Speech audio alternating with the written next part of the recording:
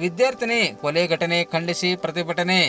ಕಳೆದ 2 ದಿನಗಳ ಹಿಂದೆ ಹುಬ್ಬಳ್ಳಿಯಲ್ಲಿ ನಡೆದ ವಿದ್ಯಾರ್ಥಿನಿ ನೇಹಾ ಹಿರೇಮಠ್ ಕೊಲೆ ಘಟನೆ ಖಂಡಿಸಿ ಬಸವಕಲ್ಯಾಣ ನಗರದಲ್ಲಿ ಶನಿವಾರ ಸಂಜೆ 6 ಗಂಟೆ ಸುಮಾರಿಗೆ ವಿವಿಧ ಸಂಘಟನೆಗಳ ಆಶ್ರಯದಲ್ಲಿ ಪ್ರತಿಭಟನೆ ನಡೆಸಲಾಯಿತು.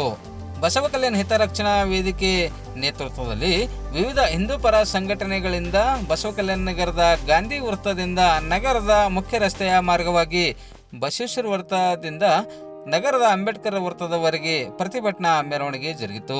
ಮೇಣದ ಬತ್ತಿಯೊಂದಿಗೆ ಮೆರವಣಿಗೆಯಲ್ಲಿ ಭಾಗವಹಿಸಿದ ಹಿಂದೂ ಪರ ಸಂಘಟನೆಗಳ ಪ್ರಮುಖರು, ಪದಾಧಿಕಾರಿಗಳು ಹಾಗೂ ಕಾರ್ಯಕರ್ತರು ವಿದ್ಯಾರ್ಥಿನಿ ಕೊಲೆ ಘಟನೆ ಖಂಡಿಸಿ ಆರೋಪಿಗೆ ಕಠಿಣ ಶಿಕ್ಷೆಗೆ ಗುರಿಪಡಿಸಬೇಕು ಎಂದು ಒತ್ತಾಯಿಸಿದರು. ನಗರದ ಅಂಬೇಡ್ಕರ್ ವೃತ್ತಕ್ಕೆ ಪ್ರತಿಭಟನೆ ಮೆರವಣಿಗೆ ತಲುಪಿದ ನಂತರ ಸುಮಾರು ಅರ್ಧ ಗಂಟೆಗಳ ಕಾಲ ಅಂಬೇಡ್ಕರ್ ವೃತ್ತದಲ್ಲಿ ಮಾನವ ಸರಪಳಿ ನಿರ್ಮಿಸಿ ಸಂಚಾರ ಬಂದ್ ಮಾಡುವ ಮೂಲಕ ಪ್ರತಿಭಟನೆ ನಡೆಸಲಾಯಿತು. ಕಾಲೇಜಿಗೆ ತೆರಳಿದ ವಿದ್ಯಾರ್ಥಿನಿ ನೇಹಾ ಹಿರೇಮಠ್ ಎನ್ನುವ ವಿದ್ಯಾರ್ಥಿನಿಯನ್ನು ಕೊಲೆ ಮಾಡಿದ ಆರೋಪಿಗೆ ಕೂಡಲೇ ಗಲ್ಲು ಶಿಕ್ಷೆಗೆ ಗುರಿಪಡಿಸಬೇಕು ಎಂದು ಸರ್ಕಾರಕ್ಕೆ ಸಲ್ಲಿಸಿದ ಪತ್ರದಲ್ಲಿ ಒತ್ತಾಯಿಸಲಾಯಿತು. ಸ್ಥಳಕ್ಕೆ ಭೇಟಿ ನೀಡಿದ ಉಪ ತಹಸೀಲ್ದಾರ್ ಯಾದೇಶ್ ಅವರ ಮೂಲಕ ಮುಖ್ಯಮಂತ್ರಿಗಳಿಗೆ ಬರೆದ ಮನವಿ ಪತ್ರ ಸಲ್ಲಿಸಲಾಯಿತು.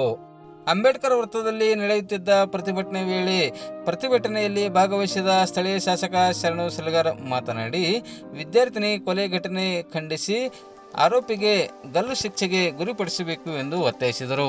ವಿದ್ಯಾರ್ಥಿನಿ ಕೊಲೆ ಘಟನೆಗೆ ಸಂಬಂಧಿಸಿದ ವಿಷಯವನ್ನು ಮುಂಬರುವ ದಿನಗಳಲ್ಲಿ ನಡೆಯಲಿರುವ ವಿಧಾನಸಭೆ ಅಧಿವೇಶನದಲ್ಲಿ ಸರ್ಕಾರವನ್ನು ಪ್ರಶ್ನಿಸಲಾಗುವುದು ಎಂದು ಶಾಸಕ ಶರಣು ಸಲಗರ್ ತಿಳಿಸಿದರು. ತ್ರಿಪುರಾಂತ ಗವಿಮಠದ ಪೀಠಾಧಿಪತಿಗಳಾದ ಶ್ರೀ ಡಾಕ್ಟರ್ ಅಭಿನವ ಘನಲಿಂಗ ರುದ್ರಮುನಿ ಶಿವಾಚಾರ್ಯರ ಸಾನ್ನಿಧ್ಯದಲ್ಲಿ ನಡೆದ ಪ್ರತಿಭಟನಾ ಮೆರವಣಿಗೆಯಲ್ಲಿ ನಾಗರಿಕ ಹಿತರಕ್ಷಣಾ ವೇದಿಕೆಯ ತಾಲೂಕು ಅಧ್ಯಕ್ಷ ಡಾಕ್ಟರ್ ಬಸವರಾಜ ಸ್ವಾಮಿ, ಬಸವೇಶ್ವರ ದೇವಸ್ಥಾನ ಪಂಚ ಕಮಿಟಿ ಅಧ್ಯಕ್ಷ ಬಸವರಾಜ್ ಕೋರ್ಕೆ, ವಿಶ್ವಸ್ತ ಸಮಿತಿಯ ಉಪಾಧ್ಯಕ್ಷರಾದ ಡಾಕ್ಟರ್ ಜಿಎಸ್ ಬುರಳೆ, ವಿವಿಧ ಹಿಂದೂ ಪರ ಸಂಘಟನೆಗಳ ಪ್ರಮುಖರಾದ ಶ್ರೀಶೈಲ್ ವಾತಡೆ, ರವಿ ನಾವದಗಿಕರ್, ಸುನೀಲ್ ವಾಡೇಕರ್, ಕೃಷ್ಣ ಗೋಣೆ, ಸೂರ್ಯಕಾಂತ ಚಿಲ್ಲಾಬಟ್ಟೆ, ಆಕಾಶ್ ಖಂಡಳೆ, ಶರಣಪ್ಪ ಪರಪ್ಪ ಸೇರಿದಂತೆ ಎಬಿವಿಪಿಯ ಮಹಿಳಾ ಘಟಕದ ಪ್ರಮುಖರು, ಪದಾಧಿಕಾರಿಗಳು ಸೇರಿದಂತೆ ವಿವಿಧ ದಲಿತ ಪರ ಸಂಘಟನೆಗಳ ಪ್ರಮುಖರು, ಪದಾಧಿಕಾರಿಗಳು ಪಾಲ್ಗೊಂಡಿದ್ದರು.